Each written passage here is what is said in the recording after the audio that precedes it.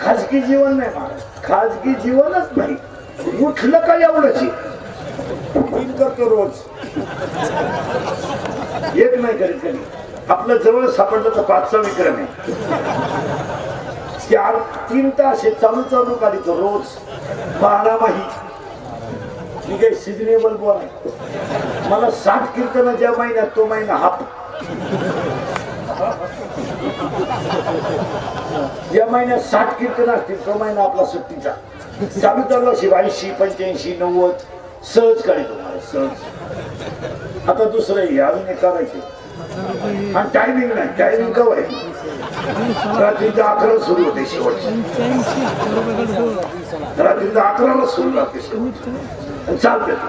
आणि ही कीर्तन थोडीशी सत्य आहे पण ती काळाची. आणि ऐकणाऱ्याला सूचना, आपलं कीर्तन महाराज म्हणून कधी ऐकायचं नाही. महाराज उलथुक्या मरून येते. महाराज कीर्तन संपल्यावर का मारणार गोय. म्हाताऱ्या माणसाने तुमचा मुलगा म्हणून ऐकायचं आणि बरोबरीच्या लोकांनी आपला मित्र म्हणून ऐकायचं. ते सत्तेच. मी तुम्हाला सल्ला देणे इतका तर मोठा नाही. नीट ऐका, मी तुम्हाला सल्ला देणे इतका तर मोठा नाही. 2, मी तुम्हाला उपदेश करणे इतका तर मोठा नाही. पण तुमच्यातला म्हणून चांगल्या गोष्टी सांगण्याचा अधिकार बाकी मला नक्की आहे. यावर तुमचं मत का? मी तुम्हाला उपदेश करेन इतका मोठा मी नाही, किंवा मी तुम्हाला सल्ला देईन इतकाही मोठा नाही. पण मी तुमच्यातला म्हणून तुमची एखादी गोष्ट चुकत असेल तर ती चांगलं सांगण्याचा अधिकार माझा बाकी नक्की. आणि तुमच्यातला तुमचा मित्र म्हणून आणि तुमचा मुलगा म्हणून फक्त चांगलं सांगेल तेवढंच ऐका, इथंच ऐकू नका. चिंता बिंता करायची नाही. दुसरा मुद्दा संपला. तिसरा मुद्दा, आज गायक वादक गुणीजन मंडपवाले माईक सिस्टीमवाले सगळ्यांच्या उपस्थितीमध्ये श्रीमान आदरणीय अविनाश पाटील गलांडे जिल्हा परिषद सदस्य तथा शिवसेना गटनेता संभाजीनगर यांच्या 43व्या वर्षापर्यंत निमित्तानं काही कार्यक्रमाचे आयोजक सुधाकर गलांडे, अमोल पाटील, राजू पाटील गलांडे, अविनाश पाटील गलांडे मित्रमंडळ महालगाव, गायक वादक गुणीजन स्टेजवर उपस्थित जिल्हा परिषद अध्यक्ष सदस्य गायक वादक गुणीजन आमचे मित्र अंबादासजी, गायक वादक गुणीजन सगळ्यांना धन्यवाद आणि कीर्तनाला सुरुवात. म्हणाला आतापर्यंत चाललं काय? आतापर्यंत 2च गोष्टी झाल्या का? आपण कोणाचा एक आणि चिंता करायची नाही 2. आणि तिसऱ्या मुद्द्याला सुरुवात. गलांडे पाटलांच्या अभिष्टतेने त्याला इंद्रियगती कीर्तन 43व्या वर्षी ठेवलं म्हणजे त्या गड्याला 100 वर्ष आता घ्यावं नाही. आपलं कीर्तन जर वास्तुशांतीला ठेवलं तर वर्षात दुसरा बांगला होतोय.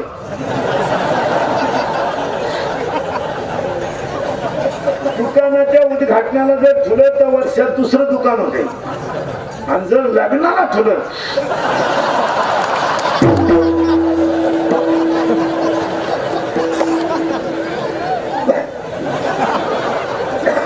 बाकीच्या विचार तुम्ही घरी गेलो करा. फक्त गलांडे पाटलांच्या बाबतीत एक वाक्य सांगतो ऐका.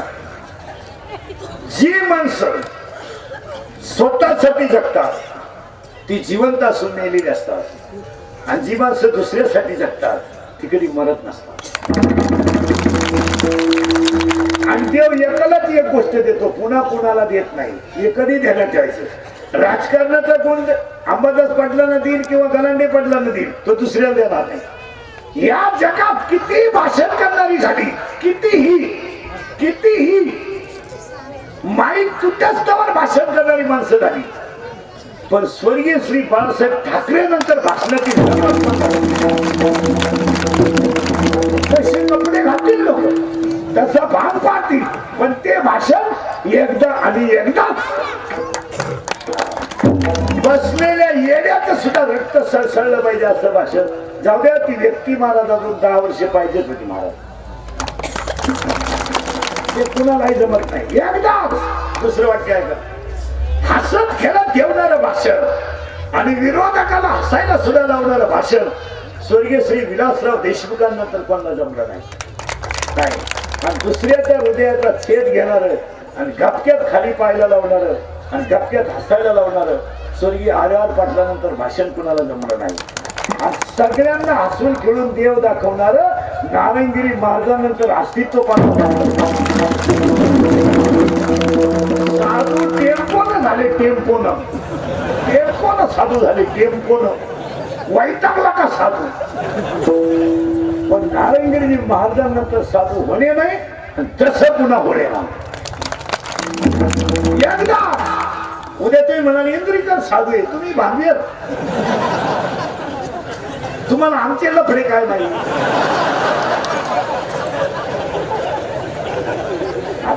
आता नाही, आता नाही, ते एकदाच येतो तुमचं मत काय. तुम्ही साधा अभ्यास करा महाराज. या परिसरात सगळ्या लोकांचं नारायणगिरीवर श्रद्धा होती की नाही. मग तुम्हाला एक वाक्य सांगतो, पटलं तर हा म्हणा. नारायणगिरी महाराज म्हणजे चालता बोलता देवच होता. तुमचं मत काय? तुमचं मत काय? हसणं, बोलणं, सगळ्यांना चढवणं, सरळ बोलायचं नाही पण काम दाखवल्याशिवाय राहायचं नाही. पुन्हा चालता बोलता देव म्हणजे नारायणगिरी महाराज. ज्याला देव पाहायचा असेल त्याला नारायणगिरी महाराजांचा हसरा चेहरा पाहायचा, त्याला देव दिसला. पैसा लाताखाली, मान मुंडक्याखाली, फक्त हे जगायचं ते फक्त समाजासाठी. पैसा तुम्ही किती दिला बायाजवळ किंमत नाही द्यायची. तो पैसा इथं यायचा, इथं नाही यायचा. तो कुठे येणार? महाराज नारायणगिरी महाराजच मुळात लक्ष्मी पुत्र होती. लक्ष्मी त्यांच्या पायातच होती. नारायणगिरी महाराजांच्या पायात लक्ष्मी होती आणि तोंडात सरस्वती होती.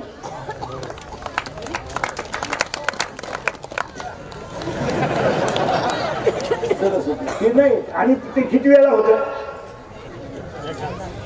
पुन्हा नाही. तसे कपडे घालाल तुम्ही, तशी ऍक्शन कराल, ते सूत्र जमणार नाही. इंदुरीकर एकदाच. काय मत आहे तुमचं? महाराजांची भाषा आहे, माझी थोडी नाही का. ओवी आहे त्याला, ओवी विरायसा कोणी तुका त्याशी लोटांगणी तुकोबाराचं प्रमाणे. आणि मावळीची ओवी आहे, कधी एखाद्याची वैकुंठा गावे. ओवी आहे त्याला अजून सातव्या त्यात येथे एकतिरीला तरले ते सर्व भावे माझा भाजले. अजून एक ओवी आहे नवव्या त्यात, जडघडवून व्हायला निघ ये भक्तीचे वाटे नाग जे पावसी अवेंगने धाम माझे. अजून एक ओवी आहे नवव्या त्यात. ओव्या किती घ्या सोबत होय अनन्य शरण श्यामा समान. आजही तुम्हाला सांगतो, आजही आता जर तुम्हाला कोणाला नारायणगिरीचं दर्शन घ्यायचं असेल तर एकाग्र चित्तानं त्यांच्या फोटोकडे बघा, त्यांचा चेहरा तुम्हाला हसताना दिसेल. तुमचा भाव पाहिजे ना, भाव ठेवा. नारायणगिरीचा फोटो घरी गेला समोर ठेवा, एक 10 मिनिटं काय इंद्रिय ताब्यात घ्या आणि एकाग्रतेने त्या दृष्टीकडे पहा, तुम्हाला फोटो हसताना दिसेल. भाव पुढे. महिला मंडळ सासू मिली तुमची, मिली सासू. तुम्ही म्हणाल बरं झालं, लबाड बोलायचं नाही बरं का, पटकन उत्तर द्या. तुमची सासू मिली, मिली तुमची सासू. आता पोरगी रडती, सुने रडती, दोघी सारख्या रडत्या का?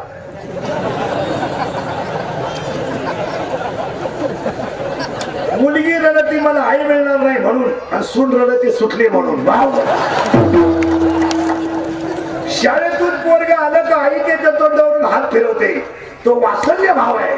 आणि तोच हात नामी फिरवतो, त्याचा 50 रुपये भाव आहे.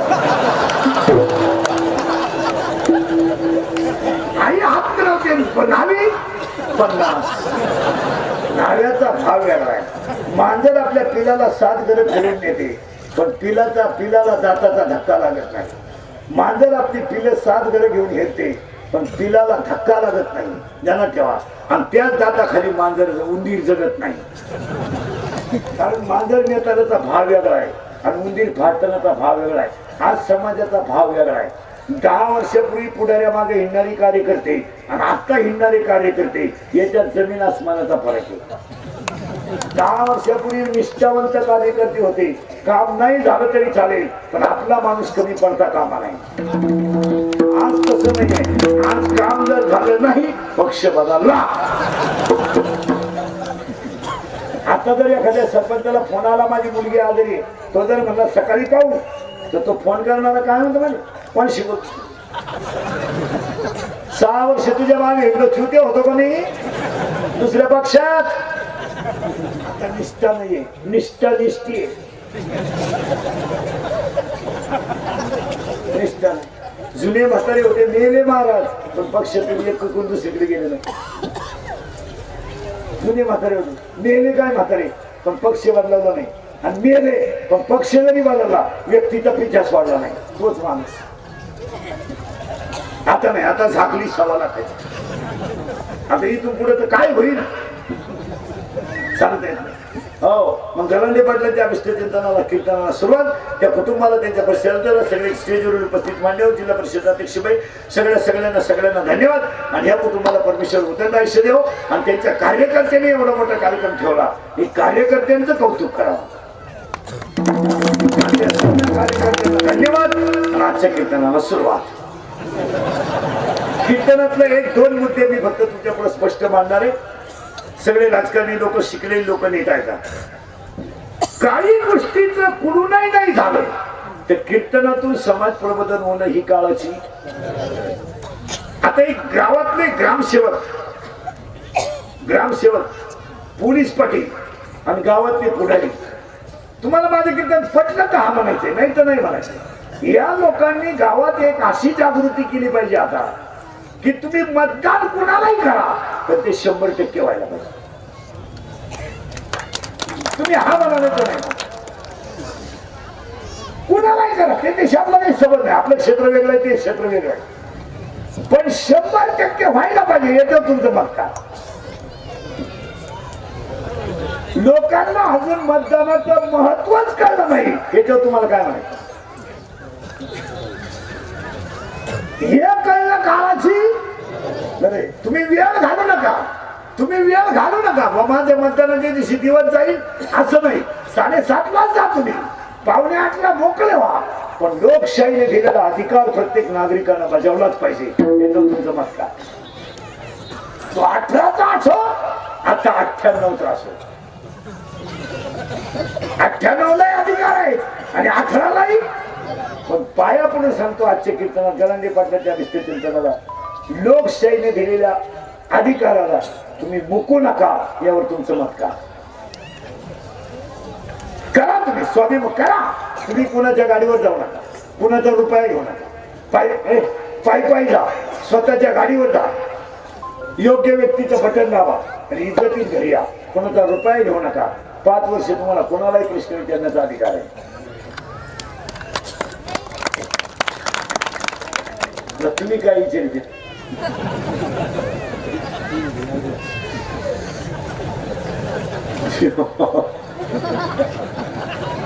आज ही सगळ्यात मोठी काळाची गरज आहे का ते लोकांना पटलं पाहिजे. आता अंबादास पाटील गलांडे पाटील वाढदिवसांना इथून पुढे कीर्तन तर तुम्ही छुटाल पण मी माझे 1-2 वाक्य ऐका. कीर्तनाला अजून तुम्ही वाढदिवसाला 2 गोष्टीची जोड द्यायचा. बाई आहे जिल्हा परिषद अध्यक्ष बाई आहे. ग्रामीण भागातल्या महिलांचं निरागे बघा. ग्रामीण भागातल्या महिलांचं विशेषतः शेतकऱ्यांच्या कुटुंबातलं महिला निरागा हिमोग्लोबिन टेस्ट व्हायला पाहिजे. याच्यावर तुमचं मत काय. आपले मुद्दे व्हीआयपी असतात. आपले मुद्दे असे वाचलेले मुद्दे नसतात. व्हीआयपी मुद्दे असतात. मतदानाचा मुद्दा व्हीआयपी का साधा. दुसरा मुद्दा जेवढे लोक राजकारणी लोक वाढदिवस करतील वाढदिवस आता हे कीर्तन वगैरे ठेवलंय चांगलंय. हे कार्यकर्ते ठेवलंय. तुम्ही हलकष्ट ठेवू नका. लावण्या ठेवू नका. मग तुम्ही काय करा. झोपडपट्टीतल्या गरीबाच्या स्त्रीचं सुद्धा हिमोग्लोबिन टेस्ट करणं आज गरजेचं आहे. कारण आज सगळ्यात जास्त कष्ट आमची शेतकऱ्याची बाई करते.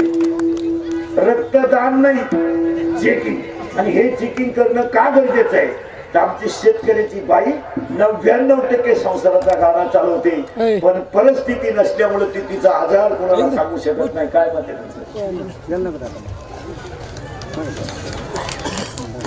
बिचारी 10 रुपये किलो कापूस असते. तिच्या मुलाची फी भरायची. 15वी 6वीच्या 12वीच्या पोराची परीक्षा आली. महिन्यावर तिच्या 10वीच्या पोराची परीक्षा आली. तिला सकाळी उठून डबा करून द्यायचा आहे. तिला मणक्याचा त्रास आहे. पण नवऱ्याच्या परिस्थितीमुळे ती तो आजार अंगावर काय ते सांगत नाही. अशा 40% महिला आहेत का नाही बोला. शेतकऱ्याच्या घरात अजून ती काळाची गरज आहे. पहिला मुद्दा, राजकीय लोकांनी वाढदिवसाला हा मुद्दा पाळला पाहिजे. 1, मतदानाचं महत्व पटवून दिलं पाहिजे. 2, महिलांचं हिमोग्लोबिन टेस्ट केलं पाहिजे. 3, आजही आमच्या ग्रामीण भागात हुशार मुली नाही असं नाही. कापूस घेणाऱ्या शेतकऱ्याची मुलगी 12वीला पहिली येते की नाही बोला. भांडे घासणाऱ्यांची मुलगी कराट्यामध्ये जाते की नाही बा. पण आमच्या खेड्यातल्या मुलींना एक विद्वान डॉक्टर बोलून या मुलींच्या आरोग्याच्या काळजीविषयी महिन्यातून एकदा शिबिर घेतलं पाहिजे. एक विद्वान डॉक्टर बनवलं पाहिजे. आणि आमच्या खेड्यातल्या मुलींना आरोग्याची काळजी करून देण्यासाठी एक शिबिर घेणं काळाची. तुम्ही हा म्हणाला तर नाही मला. 4थं वाक्य, अजून झोपडीत पोरगा हुशार जन्माला आला नाही असं नाही. अजून मजुरीला जाणारा तर शेळ्या वळणाचा मुलगा 10वीला 92% मार्क पाडतो आहे का नाही बोला. मग आमच्या पोरांना MPSC देता येत नाही, UPSC देता येत नाही, मिलिटरी जाता येत नाही. याला एकमेव कारण आमच्या पोरांना 10वी नंतर काय आणि 12वी नंतर काय याची गाईडलाईनच नाही. आमचा पोरगा धडधडीत 82% मार्क पडतो 10वीला झोपडीतला आणि तो वैजापूरला जातो, रांगेत उभा राहतो. तो सायन्सचा पोरगा गावाचा आहे. 82% मार्क म्हणलं तो सायन्सचा आहे गावाचा आहे. सायन्स आहे. त्याला 2 जण भेटतात आणि आम्ही आतलं ऍडमिशन घेतलंय. घेऊन टाक, एकत्र येऊन एकत्र जाऊ. रोज यायचं रोज जायचंय. त्या पोराची आर्थिक कॅपॅसिटी आहे का नाही. तो सायन्सला आहे. सायन्सच्या पुढचा पोरगा आहे तो. पण तो आतलं ऍडमिशन घेतो का. त्याला मार्गदर्शनच नाही. प्रत्येक शाळेमधून एकदा 2 महिन्यातून 10वी 12वीच्या पोरांना पुढे काय याचं मार्गदर्शन व्हायला पाहिजे. आणि हे चांगले काय शेतकऱ्याला ते शेतकऱ्यांचे मेळावे घेऊ नका. ते मोठ्या घरी उलटू द्या. शेतकऱ्याला घेऊ नका. शेतकऱ्याला शेतीचं महत्व पटवून द्या. त्यांना बोंबलं भिंडायला लावून नका. मग शेतकऱ्यासाठी काय करावं लागेल तर बसलेले सगळे शेतकरी महाराज म्हणून नाही पण तुमचा मुलगा म्हणून ऐका. ऐकाल ऐकाल मी तर बोलायचंच नाही. ऐकाल. एक शेतकरी वर्गाला सांगून ठेवतो, मी स्वतः शेतकरी आहे. काळी आई कालही सोनं देत होती, आजही सोनं देते, उद्याही सोनं देते. शेतीवर नाराज होऊ नका. शेतकऱ्याला पटवून द्या जमिनीची किंमत. हायवे चालू झाला, पैसे मिळाले, बुलेट घेतली, धडकला, समृद्धी पैसे आले, बहीण वादी, भाऊ प्रतिवादी. दावा लागला, बहीण आणि भाऊ तारखीला. पोरानं नवी बुलेट घेतली, हार घेतला, 90 मारली. मला घरी गेला का नारळ फोडून गाडीला हार घालून कुत्र्याला खाल्ली. बुलेट गेली, मी आलं त्याच हारावं गेलं.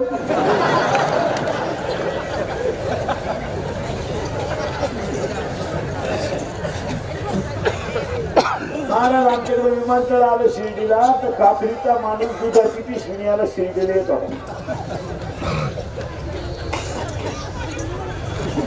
आता तो कामाला येतोय शिर्डीला.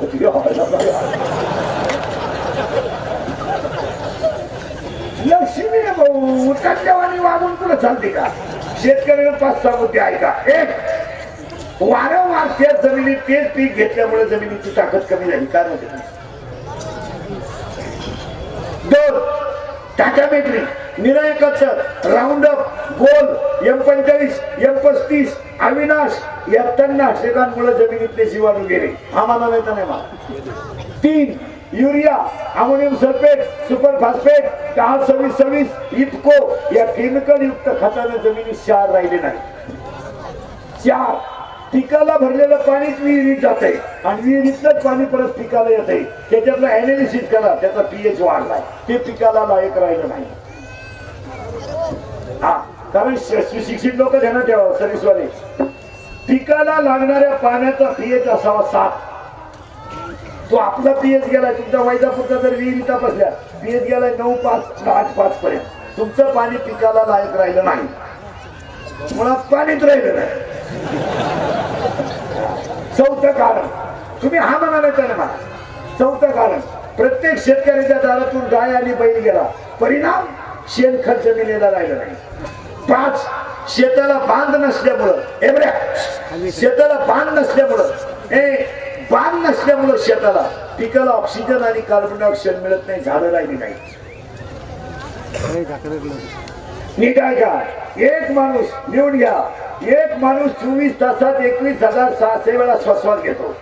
एक माणूस 24 तासात 21,600 वेळा श्वासवास घेतो. एका माणसाला 24 तासात 3 सिलेंडरच्या टाक्या इतका वायू लागतो. एका टाकीची किंमत 900 रुपये. एका माणसाला 2700 रुपयाचा वायू लागतो रोज. एका माणसाने जर एक झाड जगवलं तर जग सुखी होईल, शेती सुखी होईल.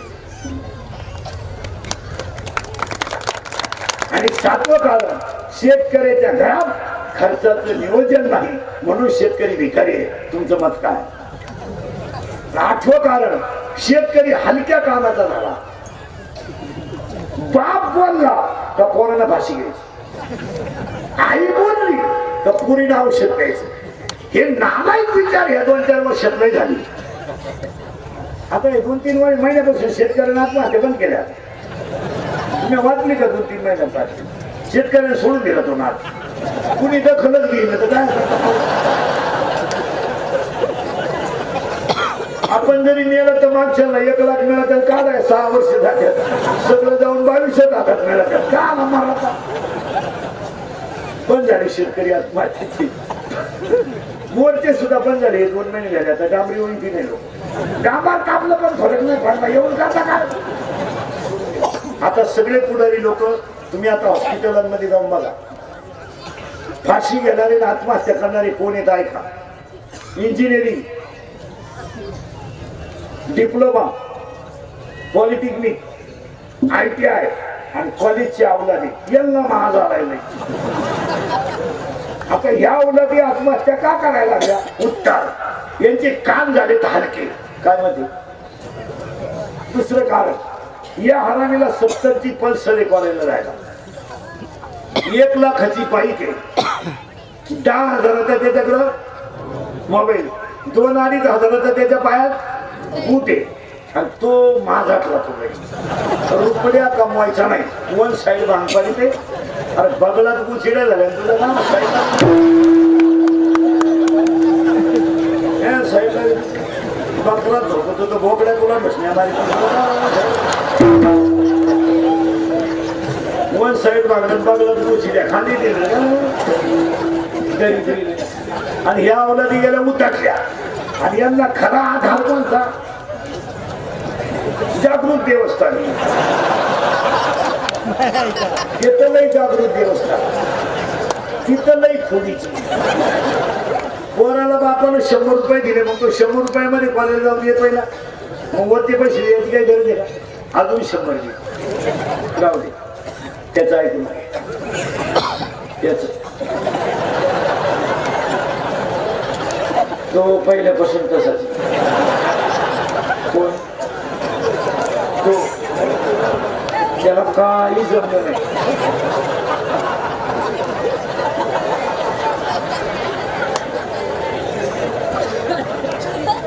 मी म्हणून राहिले नाही तर दुसरी राहिली नसती. दुकान आहे उलटली, त्याला दुसरी केली. पोर बिघडायला खळगळं खतपाणी कोणचं. आता ते पोरग खिशात पैसे, बरोबर, हा, ते कोणत्या नादी लागत? चांगले मित्र पाहिजे का? एवढे एवढे नाही. ते आणायला सुरुवात केली. पुरीच्या प्रेमात पडलं. पुरगी भंगार. तिच्या बाई 3 पोरांनी भाषे गेले होते. ते 4थं बी लागलं. पण तिला काय गेलं? हॉटेलचं बिल द्यायचं नाही, मोबाईलचं बॅलन्स टाकायचं नाही, गाडीला पेट्रोल टाक, फक्त तोंड मागून मागं बसायचं एवढंच ना. येऊ नाही म्हणून पॅन्ट शर्ट घालून बसायचं. ते लागलं ना आधी. वाया गेला का सुधारलं? वाया गेलं. त्याचा बाप आला इंदुरीच्या कीर्तनाला आणि त्या पोरीची आय त्या पुरीचा बाप आला कीर्तनाला. आणि एक खरं सांगा महाराज, महाराज म्हणून नाही पण तुमचा मुलगा म्हणून तुमच्यातला म्हणून आपलं कीर्तन माणसानं वर्षातून 4 वेळा ऐका, दर 3 महिन्यातून एकदा. तुम्ही माना नाही तर नका मानू महाराज, फरक पडत नाही. पडला नाही, झटका बसत नाही, चांगला बसत नाही. तर थोडा कानाला वाईट आहे आणि सत्याला किंमत नाही. सत्याला किंमत नसल्यामुळे थोडा त्रास होतो, पण माझ्या वाक्याचा फायदाच होतो. याच्यावर तुमचं मत काय? त्या पोऱ्याचा बाप कीर्तनाला आला, पुरीचा आला. ते कीर्तन ऐकून पुरीचा बाप घरी गेला. पुरीला मला, बघ तू जर त्या पोऱ्याबरोबर दिसली, मेलीस, तू मेलीस. ते पुरी त्या पोराला सांगितलं, माझा नाच मा बाप पिसाळा. त्यानं कीर्तन ऐकलं इंद्रीकडे, तुम्हाला बॉक्स आहे बसला. पोरं काय म्हणलं माहिती, बरबाद झाली माझी जिंदगी. तू जर माझ्या जीवनातून गेली, संपलं जीवन. आता ही गोष्ट तो कोणाला सांगायचा? आईला. आईला त्याने सांगितलं, 9वी पासून बरोबर. आता तिचा बाप बिघडला, तो मला सुद्धा रिपीट करीन. तो आता हानीलच मला. तो तू पप्पांना सांग, तिच्या बापाशी जुळून घे आणि काहीतरी. ती गेली नवऱ्याजवळ, पोर आपलं वाया गेलं. त्यानं इंद्रिकचं कीर्तन ऐकलं, त्या बोलला मिळलं नाही काही. अशी बाई मारायची, बायकोच्याच 5-6 ठेवून दिल्या. ती म्हणली झालंच काय याला, 40 वर्षांनी एवढं हाणलं नव्हतं, एवढं 10 मिनिटात हाणलं. त्या पोरानं ओळखलं, आपली आईने बीट केली म्हणजे आपलं काय बोलायला नाही. त्यांनी बोलत तो गेला, मित्रांना म्हणला टेन्शन. मित्र म्हणले रिलॅक्स.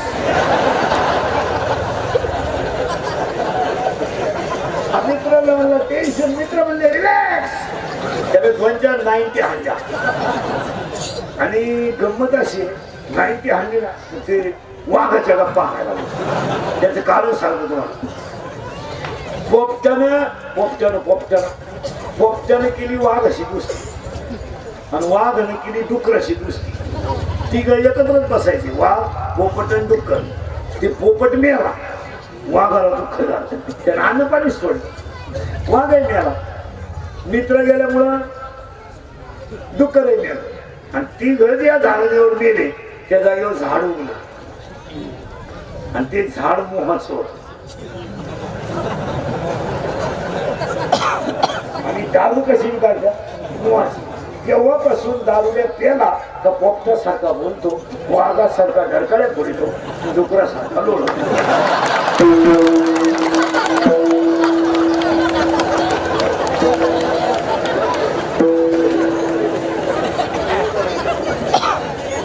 तो कोण्या वाघासारखा धडकाळा फोडायला लागला. बाप, ती माझी नाही ना, ती माझी नाही ना, ती माझी नाही ना, कोणाची? आता बापाचा बदला घ्या. बाप मिळाला काही त्याला पण पोर सोडायचे. ते गेलं, बापाला फसवायला त्यानं औषध घेतलं. औषध पैसा प्याला नाही, पण पोटाला लावलं. त्या बाईनं तोंड जोडायला सुद्धा केली. कुठे पोरगण गेलं ना, आता का जगात का पोराला बाप ना निवांत बसला. ही गेली म्हणजे झालं ना, मला जोग घेतलं ना पोरानं औषध. आता झालं ना, कोणा गप्पा आला का? तुम्हाला बोंबलू नको, बोंबलू नको. कालचं कमी झाले का तुला? आजही हाणतो का काय? कमी झाले का तुला? मेला नाही ना अजून? बोंबलू नको, अजून मेला नाही तो होईल परत.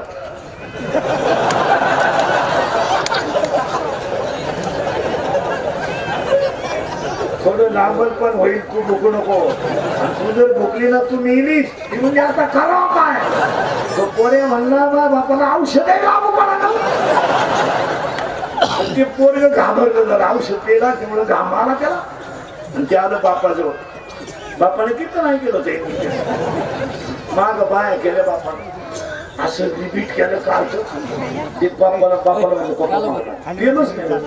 फक्त ती पोर मारू द्या, पण मला मारतात हे बोलूनच देईन. असं रिपीट केलं काढत आणि याला डॉक्टर, डॉक्टरला 90 मारली होती.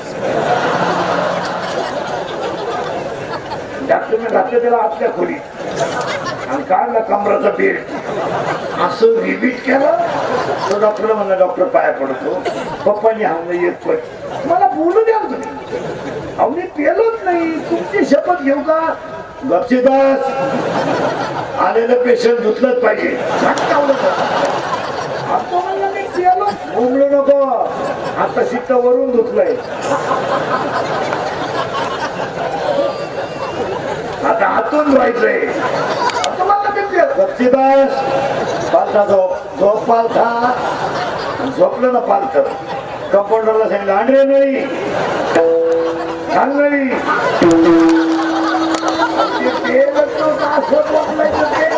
कोणत्या नर्स घालून काढण्यात त्याला डॉक्टर मला ते खातून उठली का घालेल नाही घातली नाही म्हणलं मी पेलच नाही डॉक्टर म्हणले बोंबलू नको आतला रिपोर्ट आल्याशिवाय खात्री नाही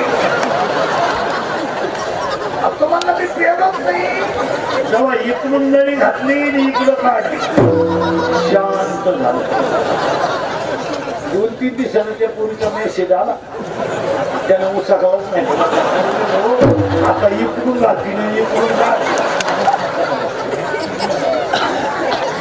औषध घेणाऱ्या माणसाला जर एकदा घेतलं तर परत डिरिंग तुमच्यापैकी कोणी घ्यायला असेल तर त्याला विचारा कसं त्याला फक्त मना औषध घेतो तो जो शेण खावा नाही तरी गेला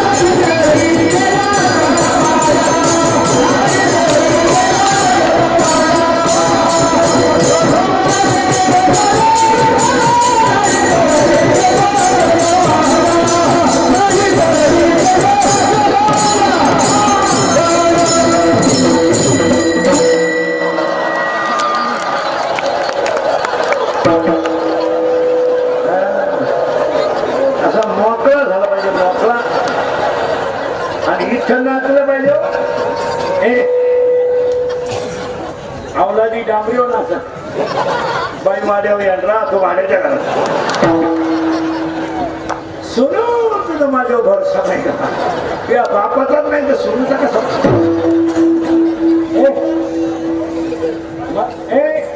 मला अंदाज झालं सारखं वाटतंय चेन बरोबर इथं नाचलं पाहिजे इथं नाचता नाचता गळाला देवाचा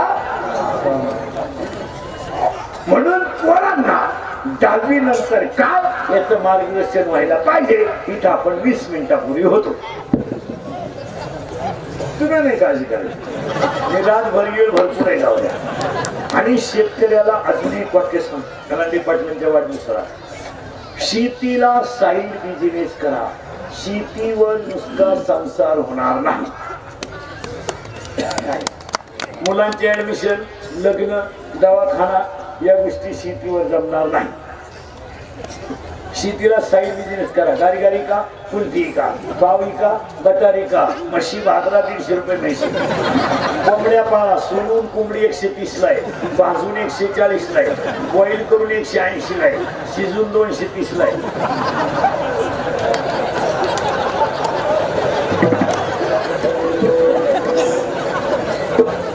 शेळ्या पाळा बोकड्याचं मटण हडकं धरून 540 आहे सायकल पंक्चर 10 रुपयाला आहे मोटरसायकल पंक्चर 50 रुपयाला आहे.